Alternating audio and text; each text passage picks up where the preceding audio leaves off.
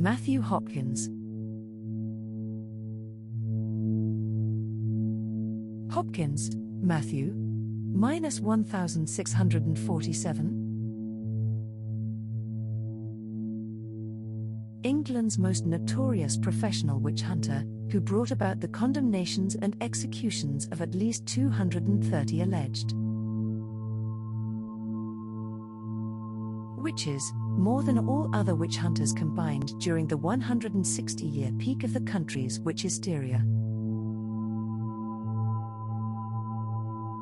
Hopkins was born in Wenham, Suffolk, the son of a minister. Little is known about him before 1645, when he took up his witch hunting activities. Prior to that, he made a meager living as a mediocre lawyer, first in Ipswich and then in Manningtree. In 1645 he announced publicly that a group of witches in Manningtree had tried to kill him.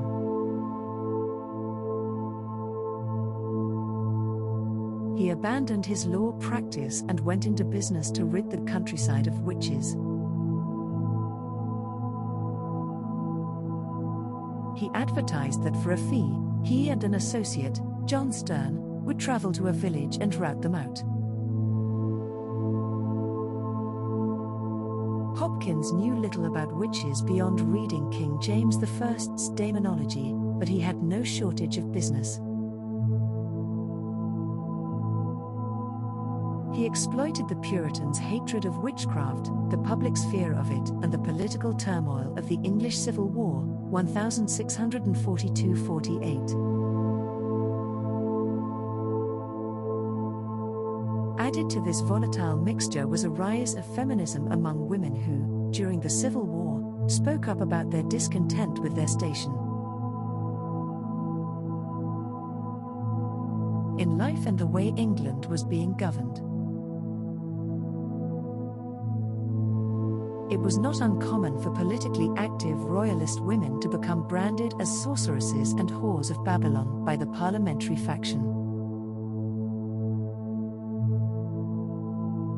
Some of the witch hunt victims may have been singled out because they were suspected spies.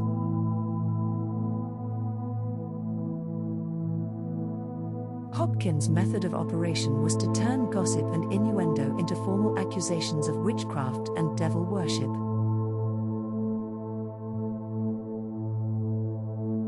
Since every village had at least one hag rumored to be a witch, Hopkins was enormously successful. Most of the accused, however, were merely unpopular people against whom others had grudges. Hopkins dubbed himself Witchfinder General and claimed to be appointed by Parliament to hunt witches. He boasted that he possessed the Devil's List, a coded list of the names of all the witches in England. His first victim was a one-legged hag, Elizabeth Clark. Hopkins tortured her until she confessed to sleeping with the devil and harboring several familiars. She accused 5 other persons of witchcraft. The inquisitions and extorted confessions mushroomed until at least 38 persons were remanded for trial in Chelmsford. Hopkins and Stearne testified to seeing the imps and familiars of many of the accused appear and try to help them. They were aided by 92 villagers who voluntarily stepped forward to offer evidence and testimony. Of the 38 known accused, 17 were hanged, 6 were declared guilty but reprieved, 4 died in prison, and 2 were acquitted. The fate of the remainder is not certain.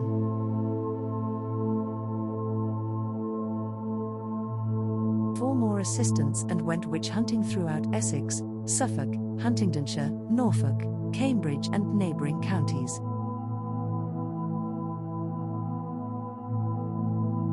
His fees were outrageously high, between £4 and £26 and perhaps much higher. The prevailing wage was sixpence a day. To justify his fees, Hopkins argued that ferreting out witches required great skill, and he denied that he and Stearne profited from their business.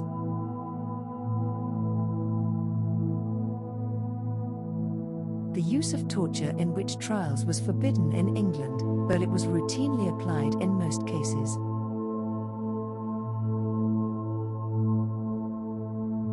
Hopkins was no exception, but his torture was often excessive. He beat, starved and denied sleep to his victims.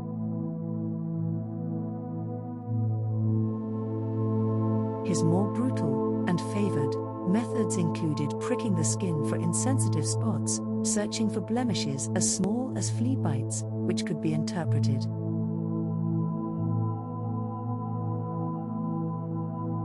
as devil's marks, walking victims back and forth in their cells until their feet were blistered, and swimming.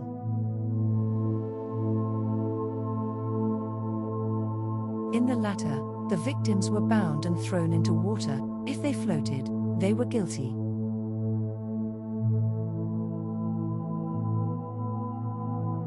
When the victims were worn down by torture, Hopkins plied them with leading questions such as, "How is it you came to be acquainted with the devil?"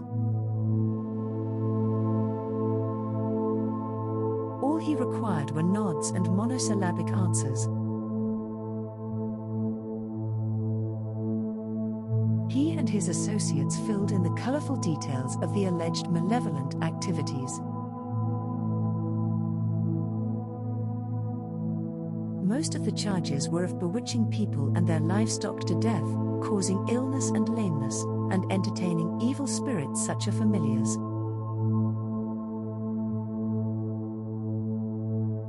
Which usually were nothing more than household pets.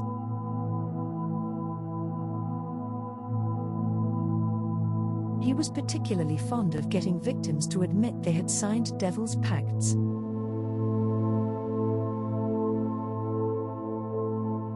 Not all of his victims were framed.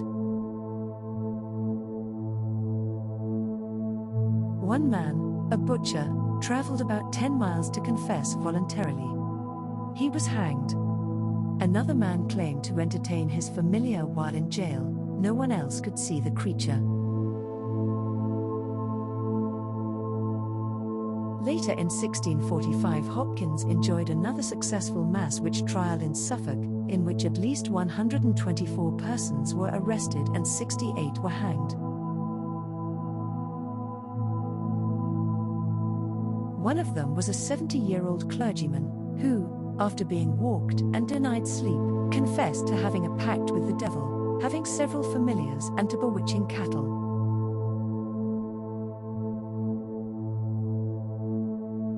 Throughout his witch hunting, Hopkins constantly searched for evidence that networks of organized covens of witches existed.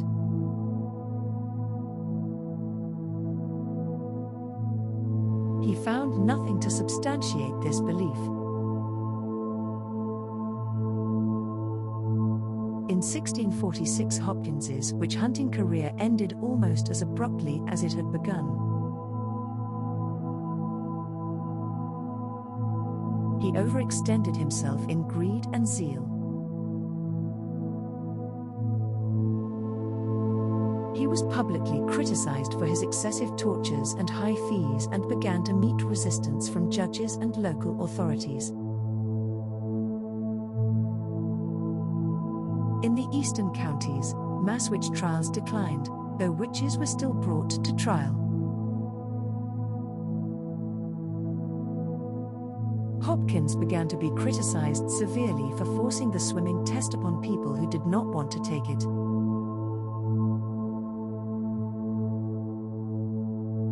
Stearne separated, with Hopkins returning to Manningtree and Stearne moving to Lawshall.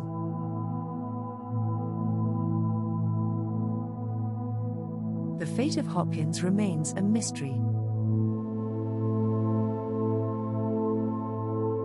There is no trace of him after 1647. Popular legend has it that he was accused of witchcraft and died miserably.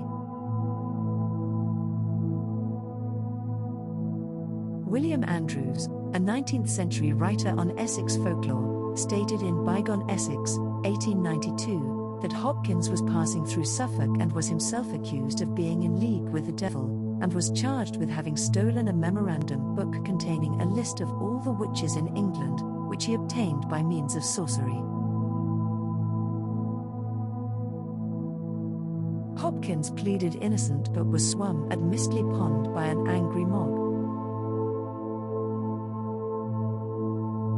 According to some accounts, he drowned, while others say he floated, was condemned and hanged.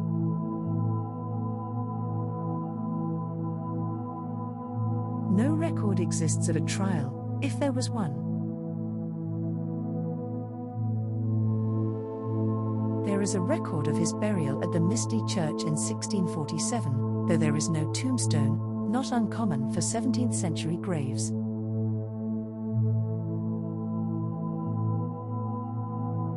One chronicler of the times said that the burial must have been done in the dark of night outside the precincts of the church, witnessed by no one local.